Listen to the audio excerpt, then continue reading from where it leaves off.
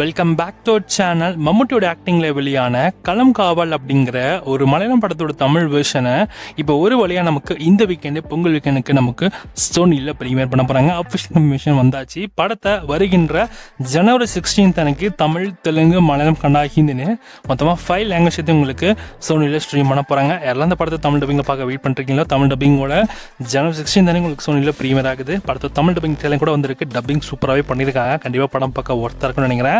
So எங்கடா இந்த படத்தை மலையத்திலே பார்த்துருவோன்னு சொல்லிட்டு வெயிட் பண்ணிட்டு இருந்தேன். ஸோ ஒரு வழியாக தமிழ் டப்பிங்கில் கொண்டு வராங்க. சோனியில் வேறு லெவல் தான். ஜான் 16 அன்றைக்கி பார்க்க ரெடியாக இருங்க. படத்தை தமிழ் டப்பிங் உங்களுக்கு சோனியில் ப்ரீமியர் ஆக போகுது.